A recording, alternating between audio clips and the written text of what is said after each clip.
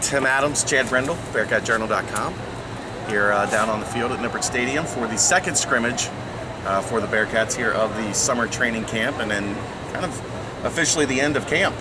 Yeah, we'll use that word scrimmage kind of loosely. Loosely, very loosely. It wasn't like the first scrimmage where we actually saw a lot of tackling. This time, there was really mostly the tackling on the third team. And you know, there's a wisdom in that because you don't want to lose anybody. They're a little bit light at the running back position right now. You don't want to lose anybody, as Coach Tuberville talked about. Banchbach is out, and you know, I'm sitting here watching things, and I'm thinking maybe Bobby Brown rather than be the 15 nickel. Maybe you go back and you be the 14 running back.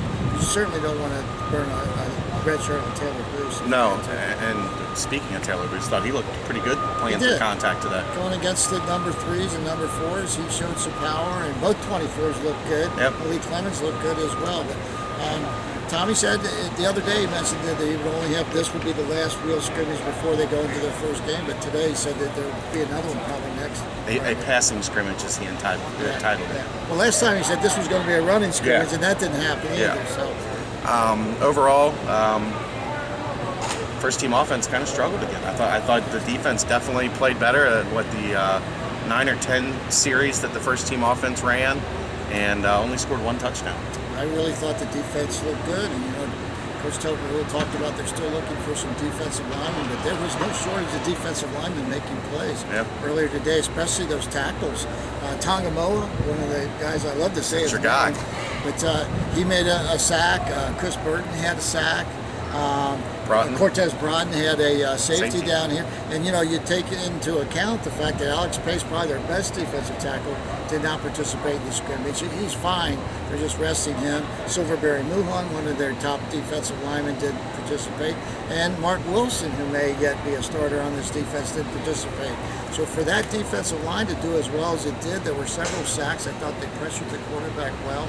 And like you said, the offense really struggled to move the ball. And, you know, I know everybody, we've had a lot of discussion about that, you know, running the ball, you need to run the ball and don't score fast. But to me, it's they like play better fast. It's like taking a thoroughbred and putting them on a plow. Yep. And you know, you're going to get some results, but are they really the results that you want? I'm with you. When they opened it up and started throwing the ball downfield, and Holton's getting behind, those guys are so outstanding at getting deep and catching the ball over defenders, and it changed the momentum. Yep. You know, the defense was absolutely dominating. They threw a ball pass down here to Nate Cole, and that kind of got the offensive flow, and then they played better the rest of the time, but they were playing more vertically, which we've seen them do in the past. I think you got to play to your strength, and I think those receivers and mix it in the run instead of just saying we've got to run the ball. Yeah, I mean, I would agree with you there completely. I think when they speed up the tempo, Gunner looks much better.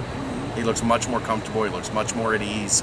And you've got so many weapons that when you're speeding up the tempo, I think you're making it incredibly tough on the defense to have to play at that fast tempo, figure out what your look is, try to figure out what you're going to be trying to get out of the play.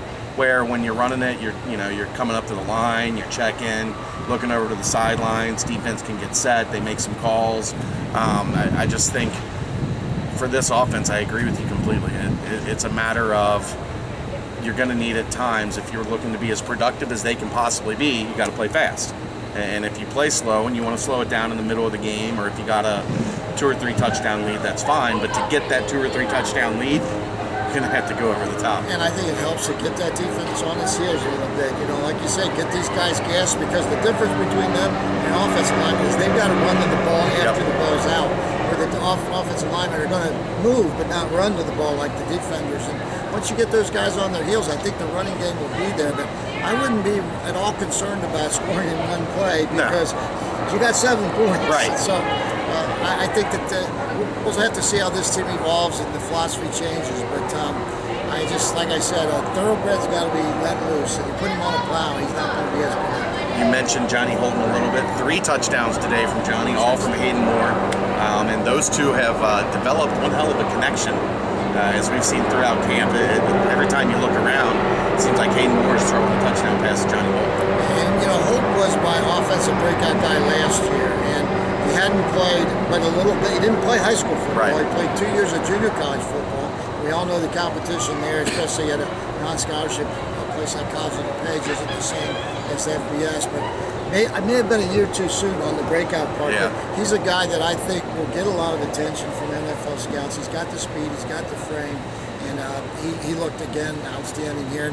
We did a video with Parker Anger. We need to talk about him because he has taken some heat at Bearcat Journal by all of us, I think, to some degree, and talked to him a little bit about last weekend as opposed to this Well, it weekend. sounds like the entire team has had a flu bug hit.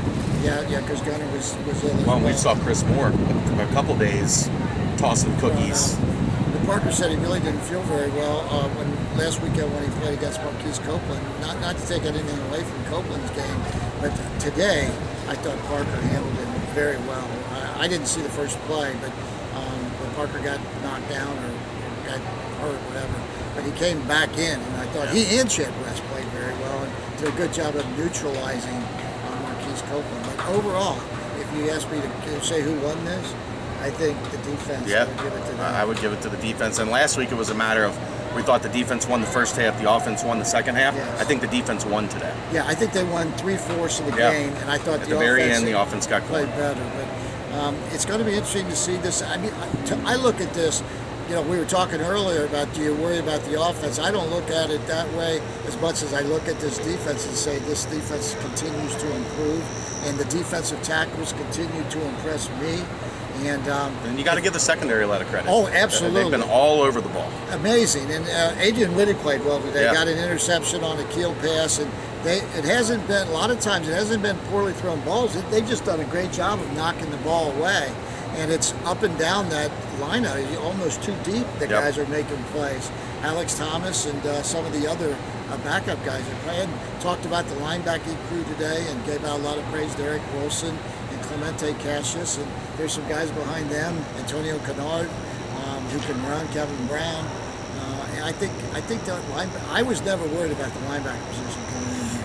I thought they had enough depth and enough speed and enough athleticism. I was worried about the tackles. And they're getting now to where I think they can play 4 or maybe 5 tackles. And that is something. And hold the line of scrimmage and even collapse the pocket.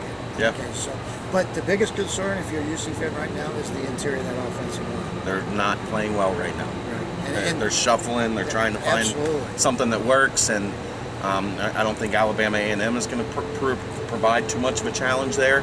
But time is getting shorter and shorter to figure out which 2 guys are going to be in there. And I was standing down, we were both standing down there with Hiller I was down there the whole time, and he was upset with a number of guys, and it was mostly the guards. It was Ryan Leahy, it was Idarius Ray, it was Delonte Murray, and those are your 3 primary guards that you're looking to play in there, and they were rotating some guys around. The one guy, that might be tough to keep out of there is Chad West. I don't know if it's left tackle, but he may be, because I think that guy, 5th-year senior, you take your hat off to a kid like that who's finally found a spot.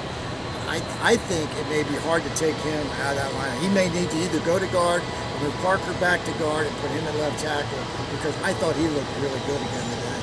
Yeah, you are much more a master of the lines than I am. I'm a bigger guy.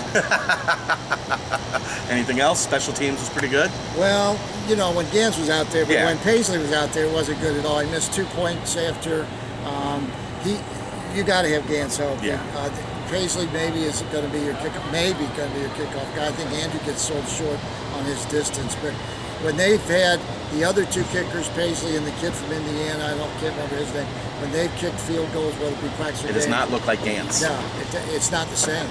And Andrew knocks it through the pipes, and the other 2 kids struggle to do that. So you got to have Gans. And I will also say, I didn't think Sam Geraci from Moeller, the punter, had nearly as good a day last week. Didn't have the hang time today. Not at all. And it was like what we've seen before, where there's one boomer, it looks great, and then a line drive or a semi-line drive or a ball goes out of bounds. And I had him with about out of his 10 kicks. Now, their official stats had him at 43.9. Mine had him at 39 yards average. And the hang time on half of those punts was not what you under want. 4. It was not good. So I didn't think that the kicking part of the special team was nearly as good as what we saw last week. But half of it was because Gans didn't. They're trying to keep him fresher. Limiting the reps. Right. Like a quarterback. Yes. Anything else? I think that's pretty much it. All right, that wraps it up. Scrimmage number 2. Here at Nippert Stadium, he's Tim Adams. I'm Chad Brendel, BearcatJournal.com.